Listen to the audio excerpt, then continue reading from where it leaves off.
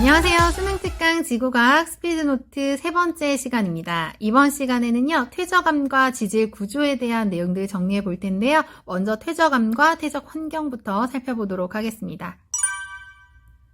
자, 퇴적암과 퇴적 환경 관련해서는요, 우선 퇴적암이 만들어지는 과정, 퇴적물이 어떻게 퇴적암이 되는지 그 전체적인 과정을 우리는 속성작용이다 라고 얘기를 하죠. 그래서 다짐작용과 교결작용을 겪는 과정에서 이제 공극의 부피가 줄어들고 그리고 밀도는 커진다. 그런 내용들 생각할 수 있으면 되겠고요.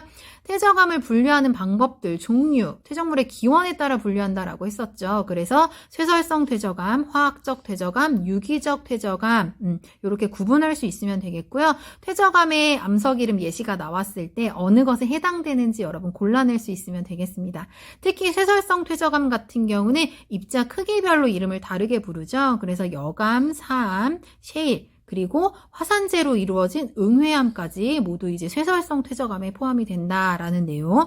특히 이제 모래 입자 정도의 크기가 요 정도의 크기를 가진다라는 내용까지 챙겨갈 수 있으면 좋겠습니다.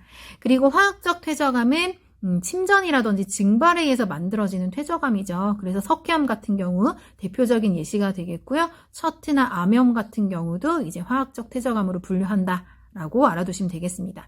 유기적 퇴적암은요, 석탄, 규조토, 그리고 석회암, 즉 석회암 같은 경우는 화학적으로도 만들어질 수 있고 유기적으로도 만들어질 수 있다. 그래서 두 경우 모두 포함될 수 있다라고 정리해 두시면 되겠습니다. 자, 이제 중요한 내용이 사실 퇴적 구조죠.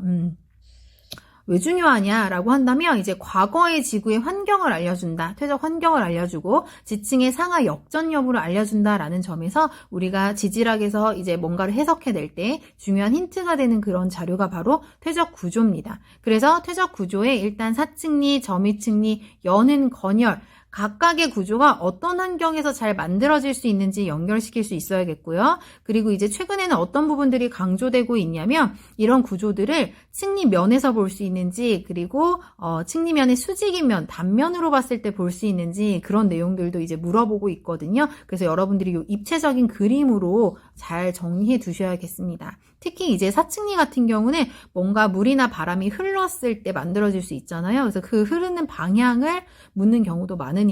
이 형성 과정 원리로 여러분들 이해하시면 되겠습니다. 자, 그리고 이제 퇴적 환경은 우리가 육상, 그리고 연안, 그리고 해양 이런 식으로 구분을 하거든요. 그래서 육상 환경에 해당되는 예시들, 특히 호수, 하천 이런 데서 주로 이제 퇴적이 잘 일어나겠죠. 그래서 여러분들이 아마도 육지에서는 침식이 잘 일어나고 바다에서 퇴적이 잘 일어나는 거 아니야? 라고 생각할 수도 있겠는데 육상 환경 중에서 이런 곳에서는 퇴적이 또 더 우세하게 나타날 수도 있다라고 여러분 내용 이해하시면 되겠습니다. 그리고 해양 환경 같은 경우는 대륙붕, 대륙사면, 그리고 대륙대 그래서 저탕류가 흘러서 이 대륙대 지역에서 점유층리가 잘 만들어지죠. 그런 내용들 체크하시면 되겠습니다. 자, 그 다음으로 이제 지질 구조예요. 지질 구조는 사실 어려운 내용 별로 없죠. 그래서 크게는 습곡, 단층, 전리, 그리고 부정압, 관입과 포획 이렇게 큰 글씨로 써 있는 내용들 각각이 무엇에 해당하는지 이제 특징들 정리할 수 있으면 되겠는데요. 습곡 같은 경우는 지층이 어떤 힘을 받을 때 지층이 휘어지는 그런 구조를 습곡이라고 합니다. 그래서 배사와 향사 구분할 수 있으면 되겠고요. 그리고 단층 같은 경우는 여기서는 좀 많이 헷갈려하는 친구들이 있어요. 특히 이제 단층 면을 기준으로 상반과 하반을 구분하고 이 상반이 지금 미끄러져 내려간 상황이죠. 상반이 내려갔으면 이거는 정단층에 해당하는 거죠. 그렇죠? 그래서 정단층과 역단층 구분하는 거 중요하겠고요.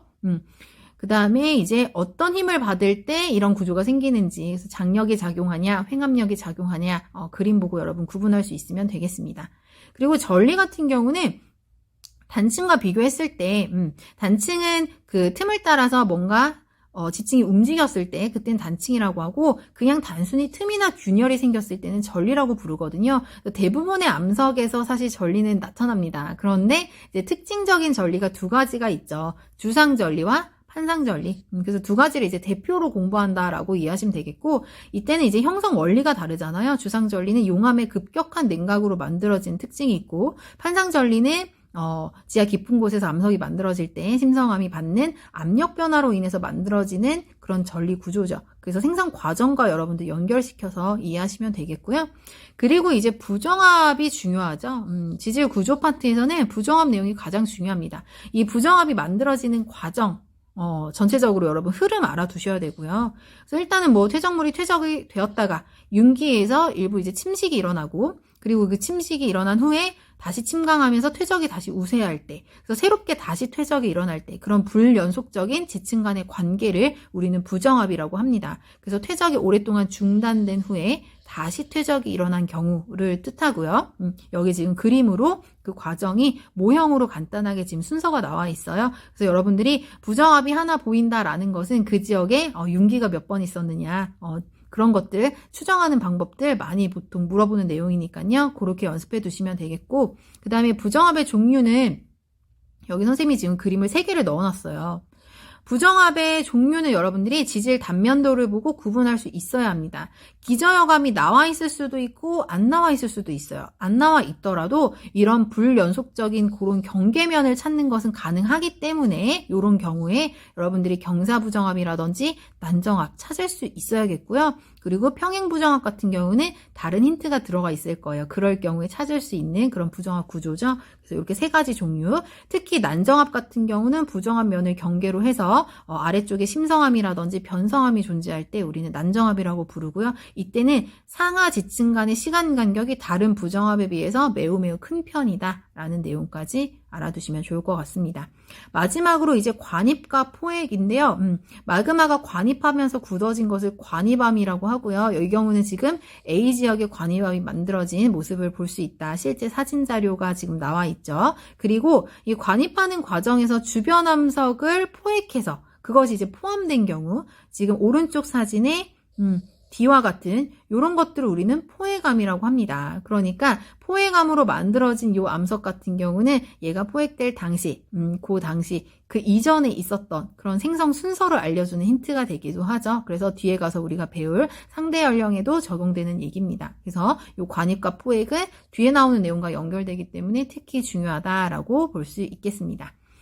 그래서 여기까지 해서요, 우리가 퇴적 구조, 그리고 퇴적 환경, 그리고 지질 구조에 대한 내용까지 살펴봤는데요. 좀 쉬운 내용이지만 여러분은 그래도 잘 정리해서 이것과 관련된 내용들 나왔을 때 당황하지 않도록 잘 마무리해 두시면 되겠습니다. 이번 시간에 이렇게 3번째 단원 내용 정리해봤고요. 다음 시간에 또 만날게요. 수고하셨습니다. 안녕.